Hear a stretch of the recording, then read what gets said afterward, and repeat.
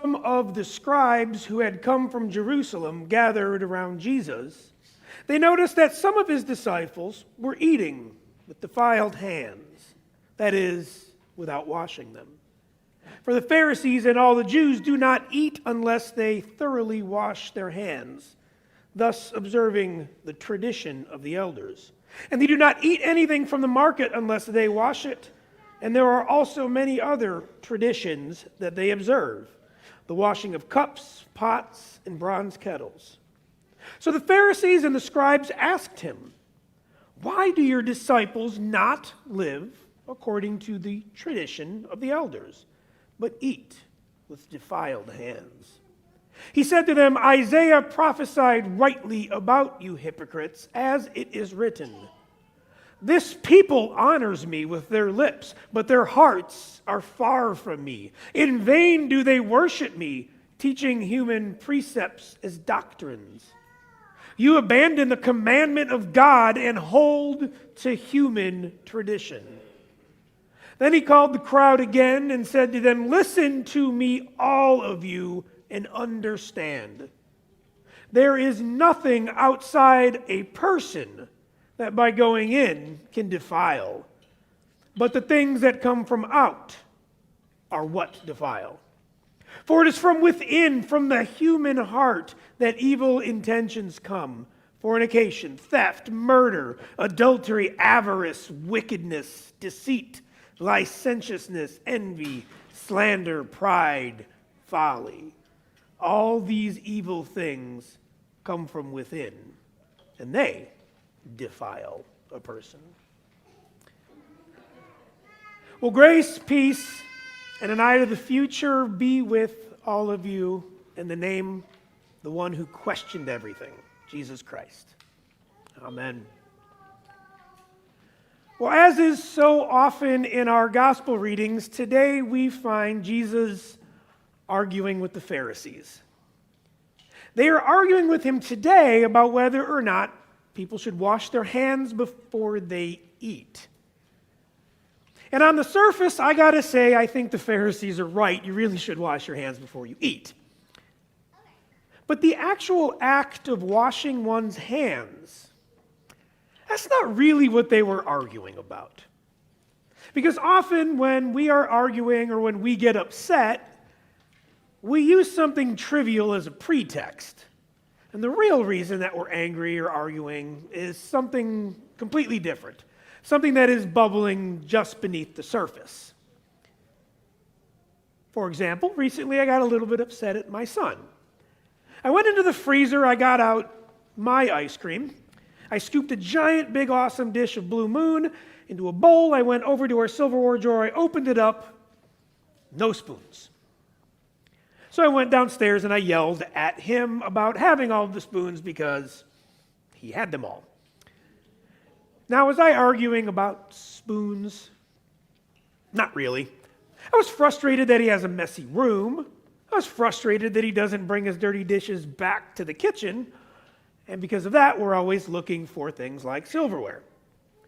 But realistically, beneath even that layer of the real stuff, there was a third layer of what was really bugging me, and that was I was not eating my ice cream, and I really wanted to.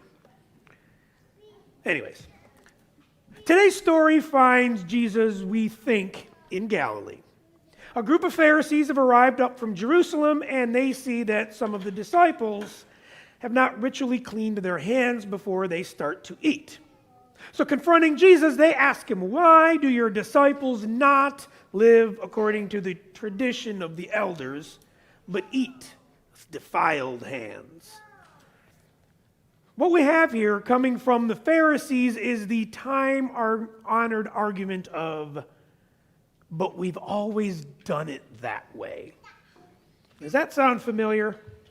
I mean, we've all heard somebody use that excuse, and like it or not, oftentimes, we've used it ourselves. When somebody asks why we want to change a tradition or we want to try something new, a lot of the pushback comes from the perspective of, well, we've always done it this way. Look around you here. Trinity Lutheran Church has been here for 171 years. We have a lot of traditions. I mean, we're Lutheran, for God's sakes. Tradition is something that we identify with. I wouldn't be a Lutheran if I didn't have a love of tradition. But sometimes we can get a little stuck in those traditions, and the traditions themselves can actually hold us back. Now, us modern Christians really like to scold the Pharisees as being too hung up on their traditions. But when we look into a mirror, we have to admit that sometimes maybe we act just a little like them. What's interesting to me about this whole discussion with the Pharisees is that traditions are not the law. There is no law in the Bible that mandates that the Israelites wash before they eat. The closest thing that we have in Exodus is a law that tells the Israelites that they need to ritually cleanse themselves before they enter into a worship space, before they enter the temple. Now, the Pharisees were a group of Jews that grew out of parts of the Jewish world that had dealt with the Babylonian exile, where they were forced out and had to live away from the temple. These exiled Jews then began to worship at home because that was the only place they could.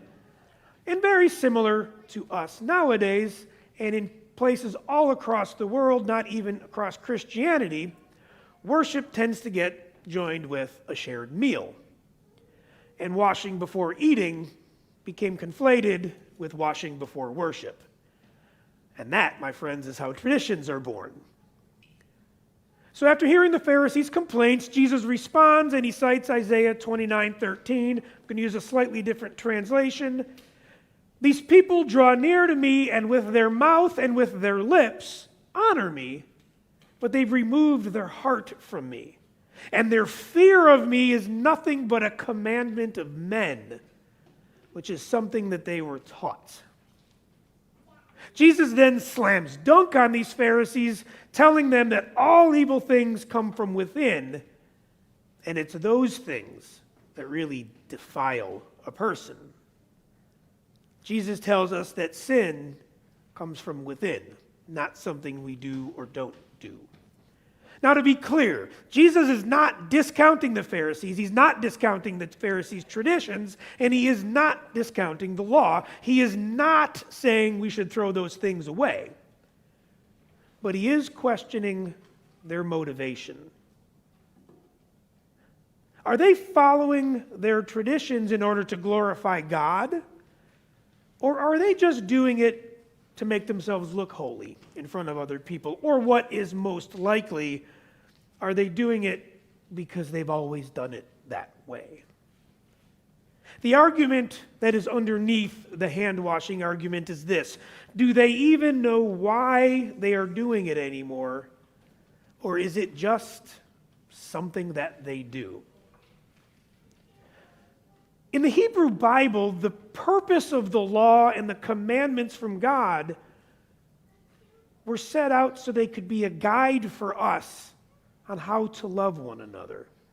The laws were put in place to provide a template for how we treat each other so that everybody can get along, and then, by extension, the world will be glorified through God's good works and kind acts, which are provided through our hands.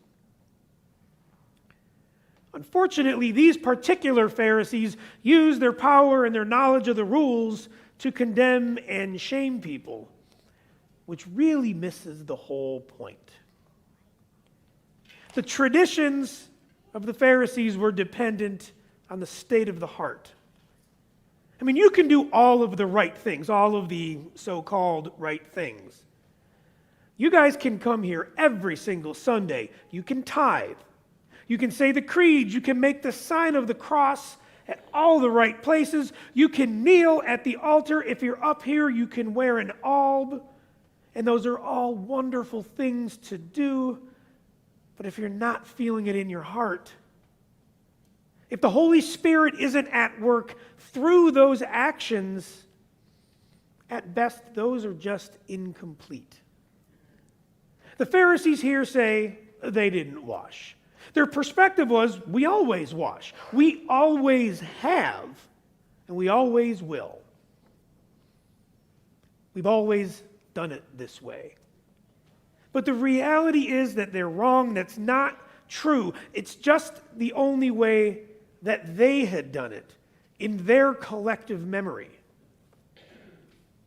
That tradition was born from their time in exile. It did not exist before that moment. Now, traditions are wonderful. They give us this sense of stability. The reason we make our sign of the cross, the reason we chant here and we proclaim this creed there, is so that those actions can be a focusing lens that helps us articulate our faith. And then through those actions, we are brought closer to God. But traditions do change. We have a lot of beautiful traditions, some that might speak to you and some newer traditions that may not, and that's okay. If they're doing their thing right, they bring you closer to God. Some of us, we love the old hymns. And some of us, the more contemporary worship music speaks to us, and there is space for both of them, which is why our two worship services look a little different. And once a month, we get together and we have a single worship service where we share those traditions with each other. A little bit of this service, a little bit of that service. It's beautiful because it reinforces both sets of traditions as valid, and it helps us understand that these two things are not in competition with each other. The reality is, if we're being honest with ourselves, we should be able to see ourselves in the Pharisees. And that's not just true for any Christian. That is true for anybody who practices any organized faith system. At the end of the day, we're all a little like the Pharisees in one way or another. Think about this. If Pastor Allie and I came in and declared during the welcome that starting today, we're not going to say the Lord's Prayer or share the peace anymore ever again at Trinity, what would you guys do? What if we took out all of these pews and replaced them with beanbag chairs? What if we took out the organ and the piano and Sarah started using bagpipes? How many of you would react like the Pharisees in today's story and declare that this church will never make those changes? But here's the thing, all three of those are human traditions that we built up in order to worship God. God did not drop this church here just like it is. All of our traditions, they have value and they have meaning to us, but they only have meaning if they're directing us towards God. Our hearts and our spirits are being guided into fellowship with God, and that is way more important than if the acolyte lights the candles in the correct order, or even if we sometimes forget to light them at all. And that's why if you ever worship at the altar with me, I will tell you, you cannot mess any of this up. I remember at my second time ever being a worship assistant, my home church in Westchester, our pastor was on vacation, and Pastor Joan Armstrong, who many of you guys know because she does preach here sometimes, asked me to guide her through our pattern and our traditions of worship at Lord of Life because it was her first time being there. This is my second time doing that job. I barely knew how to do it myself. And she wanted me to guide her through it. I had absolutely no confidence in my ability to do that, and I told her so.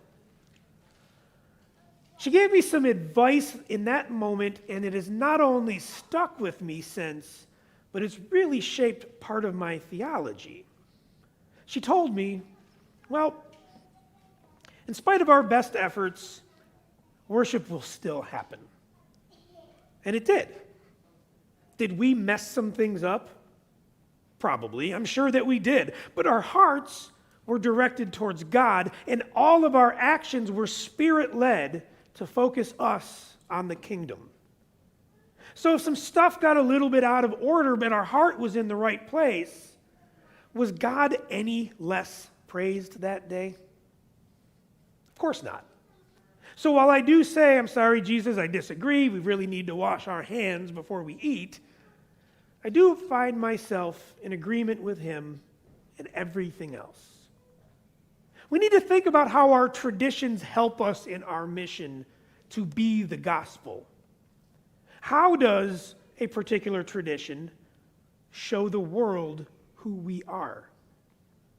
Jesus tells us today that sin comes from within our hearts, and sometimes we do end up acting like the Pharisees a little bit, and we point out other people's faults or places that they are honoring God differently, or more toxically, how they're honoring God wrongly.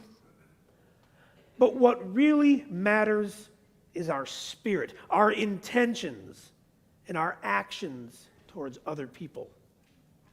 We should always be aware of how we feel and act, and we really need to ask ourselves, how is this glorifying God and spreading God's word? Because that is the step that makes us a little less like the Pharisees. We all make mistakes, we all mess up, and that's human nature. We all sin, and that's okay, because we have Jesus with us to help us, to guide us, to walk with us, so that we can continue this mission, using our time-honored traditions to show God's good works, but also making room for some new ones every once in a while. 2 weeks from now, September 17th, will be the 24th anniversary of the first breakout service here at Trinity. In 2000, Pastor Tim was brave enough to ask questions about Trinity's traditions, and he was bold enough to ask the community to adapt. We're 24 years on from that moment, and I cannot imagine Trinity not having this service. It's still Trinity, it's still Lutheran, it's still Christian, and it honors God every bit as our early morning service. Trinity Lutheran Church shows the world that we can have our traditions, but still be bold enough to try something new. See, that's why I love this place. And I love this community, and I love each and every one of the people that make it up. So may God bless you. May God keep you in grace, and may Jesus inspire each and every one of us to honor our traditions, but hold the future in our eyes. So that way we can go and spread the gospel. So that way we can go and be the gospel. Amen.